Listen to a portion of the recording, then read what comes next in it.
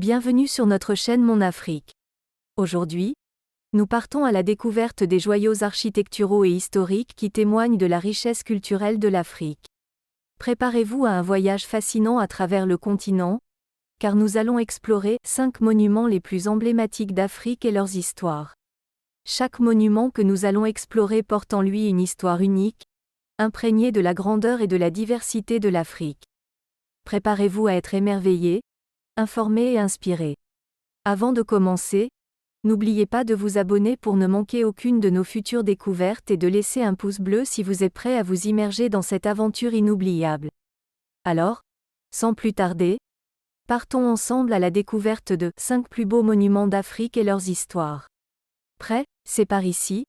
En première position nous avons les pyramides de Gizeh en Égypte.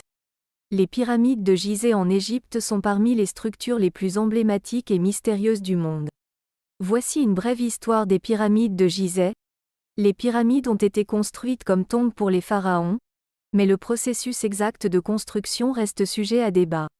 Les passages internes, les chambres et les alignements semblent avoir des significations astronomiques et religieuses. Les anciens Égyptiens croyaient en une vie après la mort, et la construction des pyramides était liée à cette croyance, avec des rituels funéraires complexes. Les pyramides de Gizeh attirent des millions de visiteurs chaque année, fascinés par leur taille, leur mystère et leur histoire ancienne. Elles sont un témoignage durable de la grandeur de la civilisation égyptienne antique. Les pyramides de Gizeh demeurent des monuments énigmatiques, défiant le temps et continuant à captiver l'imagination du monde entier. Leur mystère et leur majesté continuent d'être explorés et étudiés par des chercheurs, des archéologues et des visiteurs du monde entier. En deuxième position nous avons le temple de Karna. Le temple de Karna est situé près de Luxor en Égypte. C'est l'un des plus grands complexes religieux du monde antique. Voici une brève histoire de ce site impressionnant.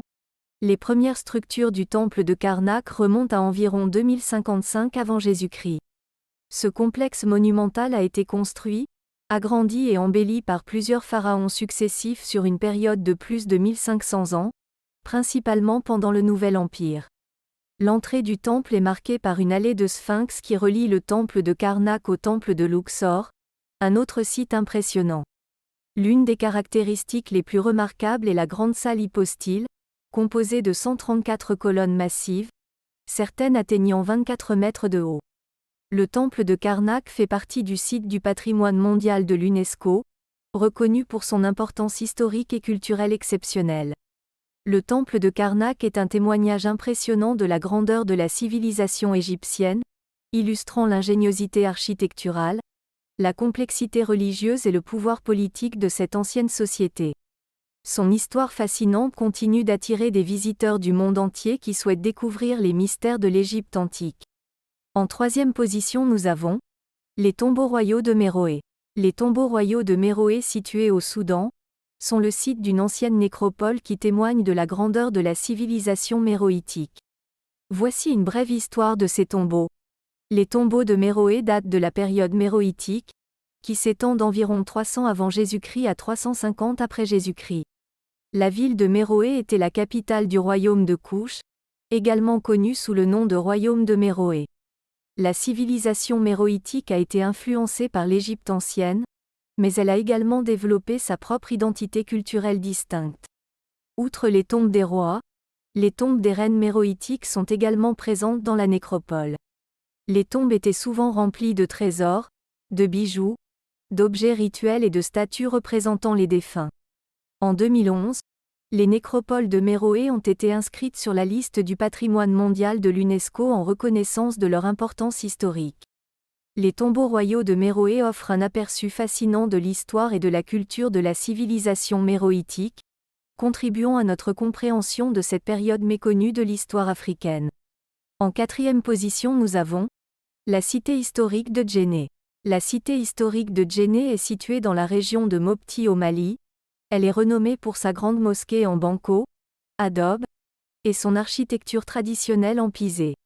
Voici une brève histoire de cette cité exceptionnelle. Origine ancienne, Djenné a une histoire qui remonte à l'Antiquité.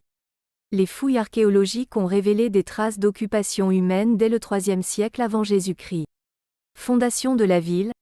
La ville de Djenné telle que nous la connaissons a été fondée aux alentours du XIIIe siècle. Djenné a prospéré grâce à sa position stratégique sur les routes commerciales transsahariennes, devenant un centre commercial et culturel important. La ville a joué un rôle crucial dans le commerce du sel provenant du désert et de l'or en provenance du pays des mines de Bambouk. Djenné a été islamisée dès les premiers siècles de l'islam, et la cité a été un important centre religieux et intellectuel. La grande mosquée de Djenné, construite au XIVe siècle et reconstruite au début du XXe siècle, est l'un des exemples les plus impressionnants de l'architecture en Banco. Djenné reste un centre commercial, notamment avec son marché hebdomadaire, où les commerçants vendent une variété de produits, perpétuant la tradition du commerce de la ville. La société de Djenné conserve de nombreuses pratiques traditionnelles, reflétant la riche histoire et la culture de la région.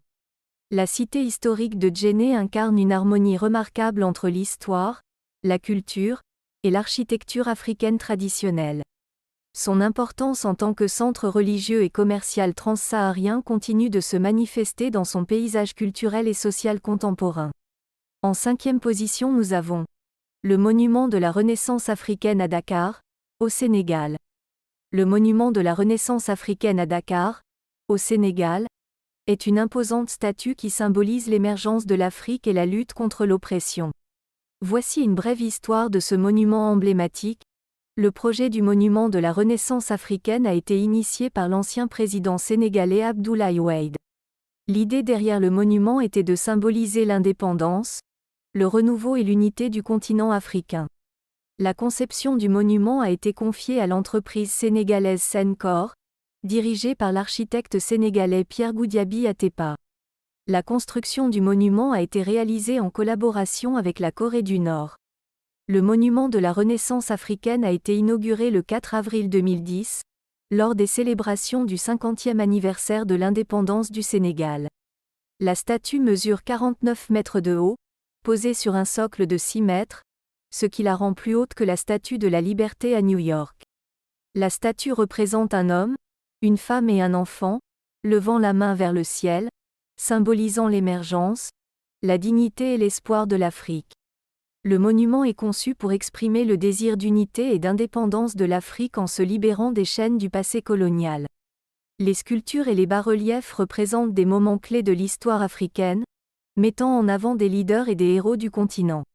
Attraction touristique, le monument de la Renaissance africaine est devenu une attraction touristique majeure à Dakar. Débat culturel, il a suscité des débats sur la représentation de l'histoire africaine et la pertinence de tels monuments dans le contexte actuel. Le monument de la Renaissance africaine demeure un symbole controversé mais indéniablement puissant de l'aspiration à l'indépendance, à l'unité et à la dignité de l'Afrique. Son impact culturel et son rôle dans le discours politique continuent de susciter des discussions au Sénégal et au-delà. Merci d'être resté jusqu'à la fin de cette vidéo. Rendez-vous pour la deuxième partie dans une prochaine vidéo.